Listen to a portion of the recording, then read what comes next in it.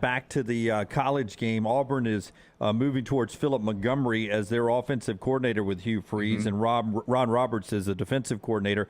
Philip Montgomery's time with Art Briles. What do you remember about Art Briles' offense, and what are some things you liked about it? Because obviously, if he's going to be the OC, Hugh Freeze has his style, but there'll be some Art Briles nuance to it. What did you remember or like about those Art Briles offenses back in the day?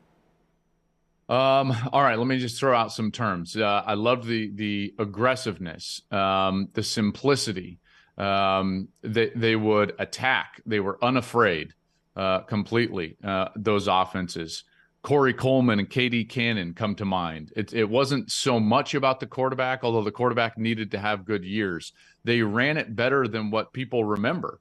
That was more of a spread running attack than it was a passing attack, although they were able to throw the ball with great efficiency, in particular down the field, very similar to Tennessee. Tennessee's running this offense, right? So if you're wondering, if you're an Auburn fan, it's like, what is this offense going to look like?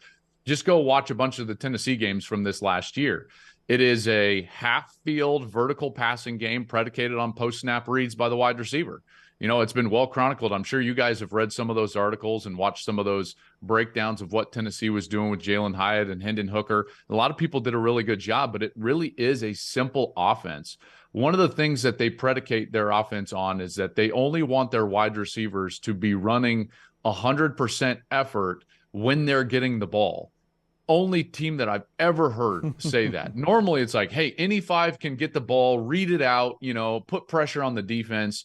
What you see from that Baylor offense, and this is, I think, one of the beauties of this offense being forged and born at the high school level, when you have no numbers, one kid that can really do it, two kids that can really do it, and you're like, well, we can't have them running all over and getting tired.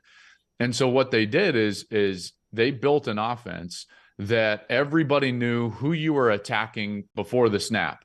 And then based on that, the opposite wide receivers would just kind of like jog off the line of scrimmage and like run a nondescript slant. It holds the defender, but they're not giving any effort. So I remember that vividly, and talking with Art Briles and Philip Montgomery, by the way, specifically about that. And it blew my mind because I came from the West Coast system that was like urgency, timing, spacing, let's go, anybody can get the ball. And this one was very, very much the opposite of that. It had a lot of success at Baylor. It obviously had a lot of success at Tennessee. I think the one thing that I've always questioned about that system is when you get a team that can rush the passer, in particular in the middle, which is what Georgia was able to do, is push the pocket in the middle. It becomes very difficult on the quarterback to make those post-snap downfield reads on what the wide receiver is reading.